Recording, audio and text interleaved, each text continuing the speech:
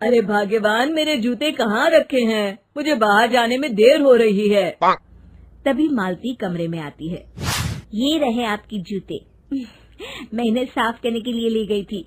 अरे वाह, तुम कितनी समझदार हो। मेरे बिना कुछ कहे ही सारे काम कर देती हो। तभी मालती झिझकते हुए रमेश से कहती है, सुनिए जी, आपसे एक बात कहूँ, बुरा तो नहीं मानेंगे ना? अरे नहीं नहीं, बेफिक्र होकर कहो। शादी से पहले मैं अपने मायके में नौकरी करती थी। मैं चाहती हूँ कि अब मैं फिर से नौकरी करना शुरू कर दूं। वैसे भी सारा दिन घर में बोर हो जाती हूँ।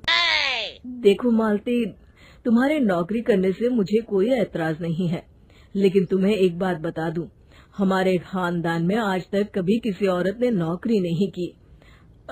फिर भी एक बार तुम माँ से पूछ कर देखो, अगर वो तुम्हें नौकरी करने की इजाजत दे देती है तो अच्छी बात है। रमेश वहाँ से चला जाता है। फिर उसी शाम मालती अपनी सास के पैर दबा रही होती है। तभी उसकी सास मालती से कहती है, अरे क्या बात है बहू, आज तो ठीक तरह से मेरे पैर नहीं दबा रही। किसी ख्याल में खोई पड़ी है क्या? मैं भी तो जानूं आखिर बात क्या है। दरअसल वो माँ जी। अरे हाँ हाँ बोलो, इतना सोच क्यों रही हो? माँ जी, अगर आप बुरा न माने तो मैं नौकरी करना चाहती हूँ। घर के काम करने के बाद मेरे पास काफी वक्त बच जाता है। मालती की ये बात सुनकर उसकी सास गुस्से में कहती है, अरे बहू, तेरी तबीयत तो ठीक है ना? आज ये कैसी बहकी बातें कर रही है? भला हमारे खानदान में आज तक कभी किसी औरत ने नौकरी की है जो तू नौकरी करने की बात कर रही है, हैं? अरे बहू, तू क्या रिश्तेदारी में हमारी नाक कटाना चाहती है? जितना जल्दी हो सके अपने दिमाग से नौकरी का भूत उतार दे। और अब जा, जल्दी से रसोई में जा, खाना बनाने का वक्त हो रहा है। मालती मन मार कर खाना पकाने के लिए रसोई घर में चली जाती है। अगले दिन, नमस्ते माँ जी, कैसी हैं आप?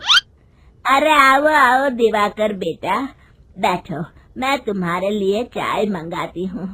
बहू, जरा एक कप चाय तो लेती आना। फिर दिवाकर एक फाइल खोलकर मालती की सास के सामने रख देता है। ये देखिए माँ जी, ये है पिछले महीने का हिसाब और ये रहे मुनाफे के रुपए। एक बार हिसाब देख लीजिए और इन कागजों पर अपने दस्तखत कर दीजिए। अरे दिवाकर बेटा, मैंने भला आज तक कभी तेरा हिसाब देखा है जो अब देखूंगी? ला बता, कहाँ दस्तखत करूं? तभी मालती चाय लेकर वहाँ आ जाती है और अपनी सास को बिना कागजातों को पढ़े इस तरह लापरवाही से दस्तखत करते हुए देखकर हैरान रह जाती है। अच्छा माँ जी, अब मैं चलता हूँ, फैक्ट्री में बहुत काम है। फिर दिवाकर वहाँ से चला जाता है। कुछ दिनों बाद मालती बाजार में कुछ सामान खरीद रही होती है। तभी एक बूढ़ा आदमी उसे आवाज देता है, अरे मालती बेटी, कैसी हो? मुझे पहचाना? मैं तुम्हारी कंपनी में मुनीम का काम करता हूँ। हाँ चाचा जी, मैं आपको बिल्कुल पहचानती हूँ। कहिए, कैसे हैं आप? मैं तो ठीक हूँ। कंपनी में कुछ भी ठीक नहीं चल रहा, यहाँ तक कि हमें ठीक वक्त पर तनख्वाह भी नहीं मिलती। ये आप क्या कह रहे हैं? अब क्या बताऊँ, आप लोग तो कभी हिसाब किताब देखने दफ्तर आते नहीं।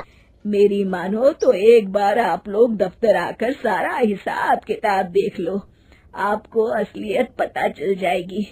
अच्छा बेटी, अब मैं चलता हूँ, देर हो रही है। फिर वो बूढ़ा वहाँ से चला जाता है। वहीं दूसरी तरफ मालती घर पहुंचकर अपनी सास को सारी बात बताती है। तभी वहाँ रमेश भी आ जाता है, लेकिन मालती की सास मालती की किसी भी बात पर विश्वास नहीं करती। तभी रमेश कहता है, अरे माँ, बिना आग के कभी धुआं नहीं उठता। जब मालती इतना कह रही है तो हमें एक बार दफ्तर चलकर देख लेना चाहिए। वैसे भी हम लोग काफी दिन से अपने दफ्तर नहीं गए हैं। इस तरह किसी एक आदमी के भरोसे काम छोड़ना मुझे भी ठीक नहीं लगता। अगले दिन वे सभी अपने दफ्तर पहुंचते हैं और सीधे दिवाकर के कैबिन में जाते हैं। अचानक सबको एक साथ देखकर दिवाकर चौंक जाता है। अरे माँ जी, आप सब लोग अचानक यहाँ कैसे आ गए? अगर कुछ काम था तो मुझे एक फोन कर दिया होता, मैं आपके घर आ जाता। तभी मालती की सास कहती है, अरे दिवाकर बेटा, आज मैं हिसाब देखने दफ्तर आई हूँ, जरा मुझे पिछले 6 महीनों का हिसाब दिखाना तो बेटा।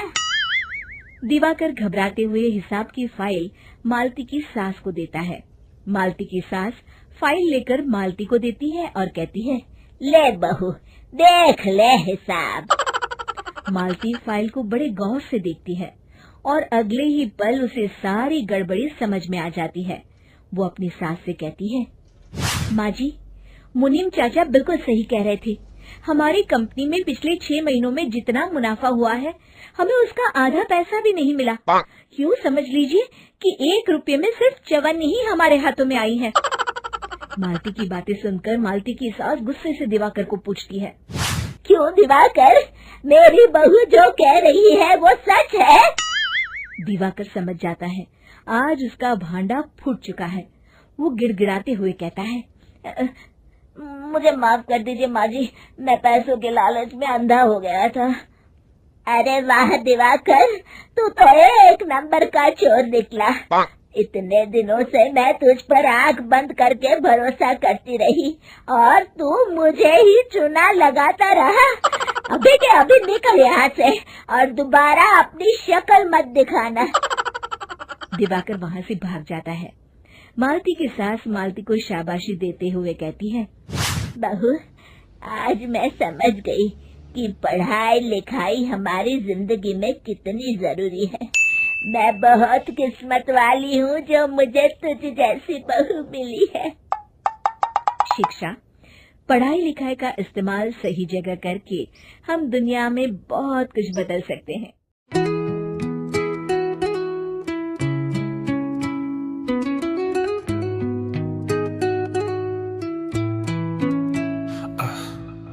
दिल की बातें जो महसूस करें, शहर में अकेला बस तेरा चेहरा देखें। दिल में तूफान, आँखों में आंसू, क्या मैं हूँ गलत या है ज़माना रुस्वा? एक तरफा प्यार की जलन, मन के कोने में है छुपा सा गम। दिल से पुकार करते रह गया पर तुझ तक कभी ना ये सुनाया।